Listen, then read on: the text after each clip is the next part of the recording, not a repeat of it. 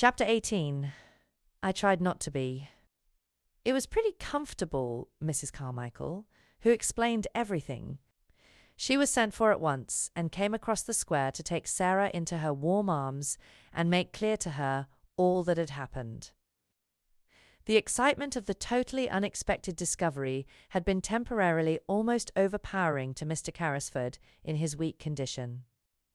"Upon my word," he said faintly to Mr. Carmichael, when it was suggested that the little girl should go into another room, "as if I do not want to lose sight of her." "I will take care of her," Jeanette said, "and Mamma will come in a few minutes." And it was Janet who led her away. "We're so glad you are found," she said. "You don't know how glad we are that you are found." Donald stood with his hands in his pockets and gazed at Sarah with reflecting and self-reproachful eyes. "If I'd just asked what your name was when I gave you my sixpence," he said, "you would have told me it was Sarah Crewe, and then you would have been found in a minute." Then Mrs. Carmichael came in. She looked very much moved, and suddenly took Sarah in her arms and kissed her.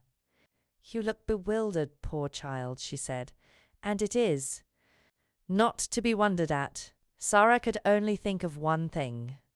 "Was he?" she said, with a glance toward the closed door of the library. "Was he the wicked friend?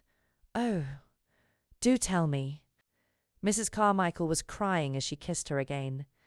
She felt as if she ought to be kissed very often, because she had not been kissed for so long. "He was not wicked, my dear," she answered. "He did not really lose your papa's money. He only thought he had lost it. And because he loved him so much, his grief made him so ill that for a time he was not in his right mind. He almost died of brain fever, and long before he began to recover, your poor papa was dead." "And he did not know where to find me," murmured Sarah, "and I was so near." Somehow she could not forget that she had been so near. "He believed you were in school in France," Mrs. Carmichael explained, "and he was continually misled by false clues. He has looked for you everywhere. When he saw you pass by, looking so sad and neglected, he did not dream that you were his friend's poor child. But because you were a little girl too, he was sorry for you, and wanted to make you happier, and he told Ramdas to climb into your attic window and try to make you comfortable." Sarah gave a start of joy. Her whole look changed. "Did Ramdas bring the things?" she cried out. "Did he tell Ramdas to do it? Did he make the dream that came true?" "Yes, my dear, yes. He is kind and good, and he was sorry for you, for little lost Sarah Crewe's sake." The library door opened and Mr. Carmichael appeared, calling Sarah to him with a gesture. "Mr. Carrisford is better already," he said. "He wants you to come to him." Sarah did not wait. When the Indian gentleman looked at her as she entered, he saw that her face was all alight. She went and stood before his chair with her hands clasped together against her breast. "You sent things to me," she said in a joyful, emotional little voice. "Beautiful, beautiful things you sent them. Yes, poor dear child." "I did," he answered her. He was weak and broken with long illness and trouble, but he looked at her with the look she remembered in her father's eyes, that look of loving her and wanting to take her in his arms. It made her kneel down by him, just as she used to kneel by her father when they were the dearest friends and lovers in the world. "Then it is you who are my friend," she said. "It is you who are my friend." And she dropped her face on his thin hand and kissed it again and again. "The man will be himself again in 3 weeks," Mr. Carmichael said, aside to his wife. "Look at his face already." In fact, he did look changed. Here was the little missus, and he had new things to think of and plan for already. In the first place, there was Miss Minchin. She must be interviewed and told of the change which had taken place in the fortunes of her pupil. Sarah was not to return to the seminary at all. The Indian gentleman was very determined upon that point. She must remain where she was, and Mr. Carmichael should go and see Miss Minchin himself. "I am glad I need not go back," said Sarah. "She will be very angry. She does not like me, though perhaps it is my fault because I do not like her. But, oddly enough, Miss Minchin made it unnecessary for Mr. Carmichael to go to her, by actually coming in search of her pupil herself. She had wanted Sarah for something, and on inquiry had heard an astonishing thing. One of the housemaids had seen her steal out of the area with something hidden under her cloak, and had also seen her go up the steps of the next door and enter the house. "What does she mean?" cried Miss Minchin to Miss. "I don't know, I'm sure, sister," answered Miss Amelia. "Unless she has made friends with him because he has lived in India. It would be just like her to thrust herself upon him and try to gain his sympathies in some such impertinent fashion," said Miss Minchin. "She must have been in the house for 2 hours. I will not allow such presumption. I shall go and inquire into the matter, and apologize for her intrusion." Sarah was sitting on a footstool close to Mr. Carrisford's knee, and listening to some of the many things he felt it necessary to try to explain to her, when Ram Dass announced the visitor's arrival. Sarah rose involuntarily, and became rather pale. But Mr. Carrisford saw that she stood quietly, and showed none of the ordinary signs of child terror. Miss Minchin entered the room with a sternly dignified manner. She was correctly and well dressed, and rigidly polite. "I am sorry to disturb Mr. Carrisford," she said, "but I have explanations to make. I am Miss Minchin, the proprietress of the young ladies' seminary next door." The Indian gentleman looked at her for a moment in silent scrutiny. He was a man who had naturally a rather hot temper, and he did not wish it to get too much the better of him. "So you are Miss Minchin?" he said. "I am, sir." "In that case," the Indian gentleman replied, "you have arrived at the right time. My solicitor, Mr. Carmichael, was just on the point of going to see you." Mr. Carmichael bowed slightly, and Miss Minchin looked from him to Mr. Carrisford in amazement. "Your solicitor?" she said. "I do not understand. I have come here as a matter of duty. I've just discovered that you have been intruded upon through the forwardness of one of my pupils, a charity pupil. I came to explain that she intruded without my knowledge. She turned upon Sarah. Go home punished. Go home at once. Once, she commanded indignantly. You shall be severely. The Indian gentleman drew Sarah to his side and patted her hand. She is not going. Miss Minchin felt rather as if she must be losing her senses. "Not going," she repeated. "No," said Mr. Carrisford. "She is not going home. If you give your house that name, her home for the future will be with me." Miss Minchin fell back in amazed indignation. With you, sir. What does this mean?" "Kindly explain the matter, Carmichael," said the Indian gentleman, "and get it over as quickly as possible." And he made Sarah sit down again, and held her hands in his, which was another trick of her papa's. Then Mr. Carmichael explained, in the quiet, level-toned, steady manner of a man who knew his subject, and all its legal significance, which was a thing Miss Minchin understood as a businesswoman, and did not enjoy. "Mr. Carrisford, madam," he said, "was an intimate friend of the late Captain Crewe. He was his partner in certain large investments. The fortune which Captain Crewe supposed he had lost has been recovered, and is now in Mr. Carrisford's hands." "The fortune!" cried Miss Minchin. And she really lost colour as she uttered the exclamation. "Sarah's fortune!"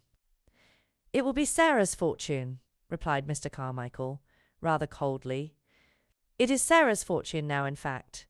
Certain events have increased it enormously. The diamond mines have retrieved themselves." "The diamond mines!" Miss Minchin gasped out. If this was true, nothing so horrible, she felt, had ever happened to her since she was born. "The diamond mines," Mr. Carmichael repeated, and he could not help adding, with a rather sly, unlawyer-like smile, "There are not many princesses, Miss Minchin, who are richer than your little charity pupil, Sarah Crewe, will be. Mr. Carrisford has been searching for her for nearly 2 years. He has found her at last, and he will keep her." After which he asked Miss Minchin to sit down while he explained matters to her fully, and went into such detail as was necessary to make it quite clear to her that Sarah's future was an assured one, and that what had seemed to be lost was to be restored to her tenfold. Also, that she had in Mr. Carrisford a guardian as well as a friend. Miss Minchin was not a clever woman, and in her excitement, she was silly enough to make one desperate effort to regain what she could not help seeing she had lost through her worldly folly. "He found her under my care," she protested. "I have done everything for her. But for me, she should have starved in the streets." Here the Indian gentleman lost his temper. "As to starving in the streets," he said, "she might have starved more comfortably there than in your attic." "Captain Crewe left her in my charge," Miss Minchin argued. "She must return to it until she is of age. She can be a parlour boarder again. She must finish her education. The law will interfere in my behalf." "Come, come, Miss Minchin," Mr. Carmichael interposed. "The law will do nothing of the sort. If Sarah herself wishes to return to you, I dare say Mr. Carrisford might not refuse to allow it. But that rests with Sarah." "Then," said Miss Minchin, "I appeal to Sarah.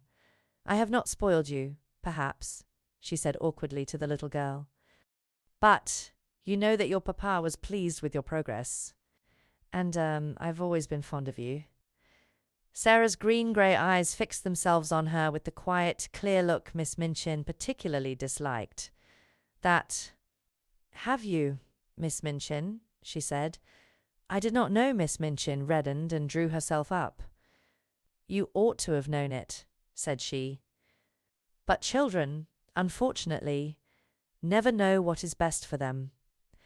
Amelia and I always said you were the cleverest child in the school. Will you not do your duty to your poor papa, and come home with me?" Sarah took a step toward her and stood still. She was thinking of the day when she had been told that she belonged to nobody and was in danger of being turned into the street. She was thinking of the cold, hungry hours she had spent alone with Emily and Melchizedek in the attic. She looked Miss Minchin steadily in the face. "You know why I will not go home with you, Miss Minchin," she said. "You know quite well." A hot flush showed itself on Miss Minchin's hard, angry face. "You will never see your companions again," she began. "I will see that Ermengarde and Lottie are kept away." Mr. Carmichael stopped her with polite firmness. "Excuse me," he said. "She will see anyone she wishes to see. The parents of Miss Crewe's fellow pupils are not likely to refuse her invitations to visit her at her guardian's house. Mr. Carrisford will attend to that." It must be confessed that even Miss Minchin flinched. This was worse than the eccentric bachelor uncle who might have a peppery temper and be easily offended at the treatment of his niece. A woman of sordid mind could easily believe that most people would not refuse to allow their children to remain friends with a little heiress of diamond mines. And if Mr. Carrisford chose to tell certain of her patrons how unhappy Sarah Crewe had been made, many unpleasant things might.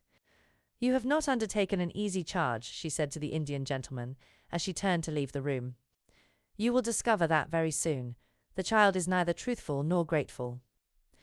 I suppose to Sarah that you feel now that you are a princess again."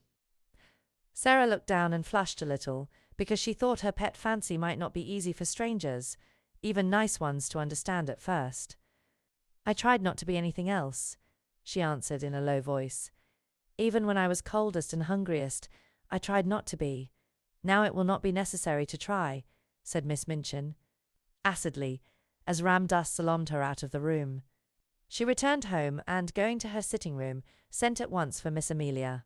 She sat closeted with her all the rest of the afternoon, and it must be admitted that poor Miss Amelia passed through more than one bad quarter of an hour. She shed a good many tears, and mopped her eyes a good deal. One of her unfortunate remarks almost caused her sister to snap her head entirely off, but it resulted in an unusual manner. "I'm not as clever as you, sister," she said, "and I'm always afraid to say things to you for fear of making you angry. Perhaps if I were not so timid, it would be better for the school and for both of us. I must say I've often thought it would have been better if you had been less severe on Sarah Crewe, and had seen that she was decently dressed and more comfortable. I know she was worked too hard for a child of her age, and I know she was only half fed." "How dare you say such a thing?" exclaimed Miss Minchin. "I don't know how I dare," Miss Amelia answered, with a kind of reckless courage.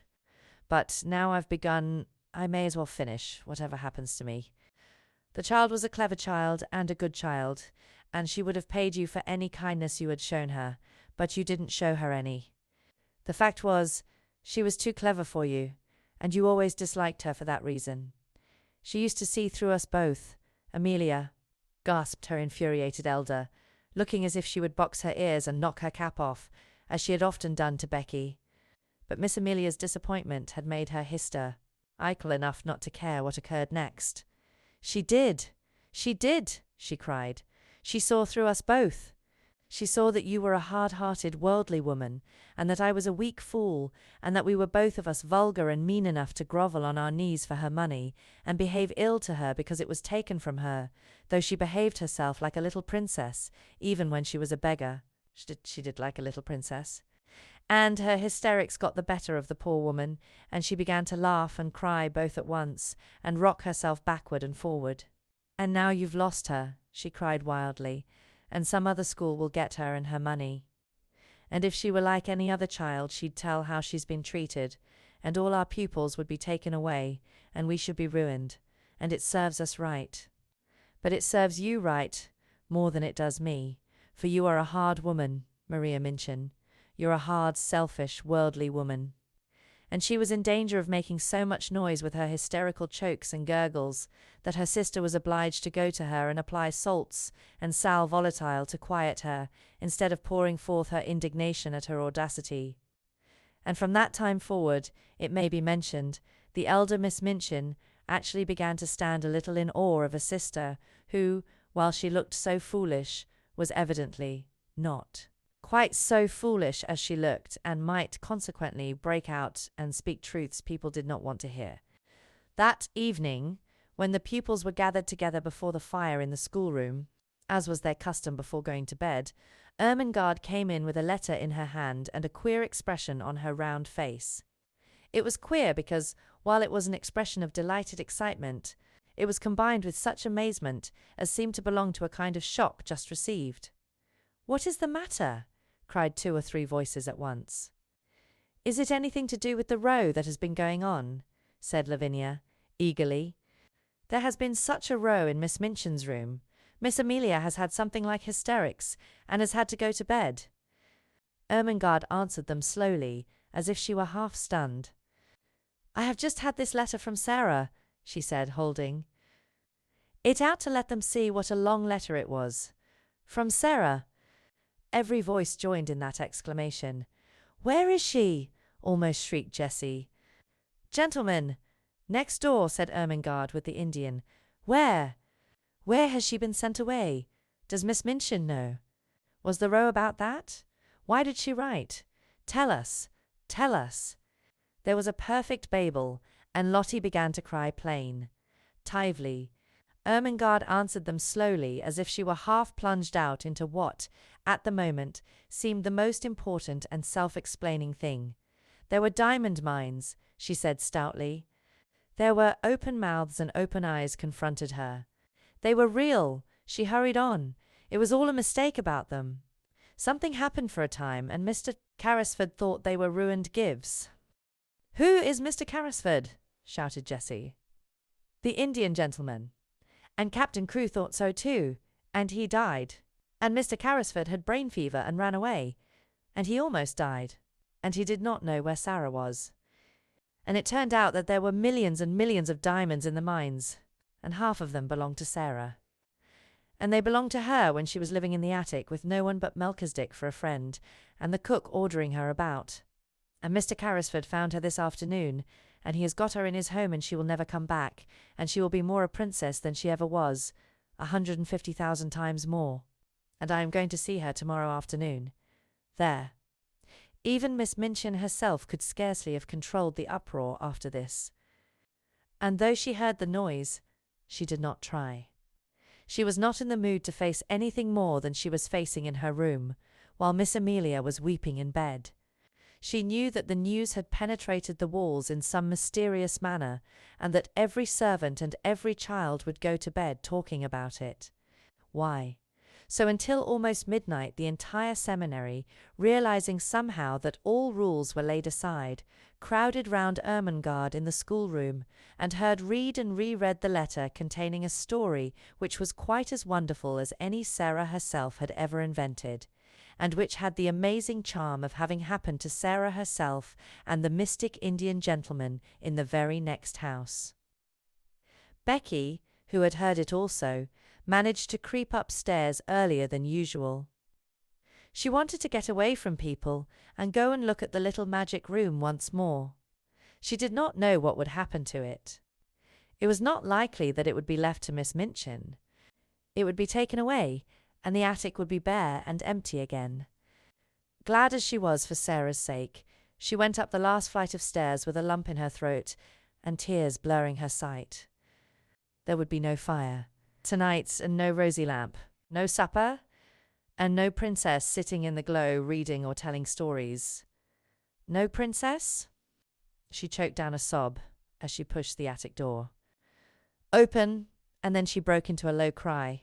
The lamp was flushing the room, the fire was blazing, the supper was waiting. And Ramdas was standing smiling into her startled face. Missy Sahib remembered, he said.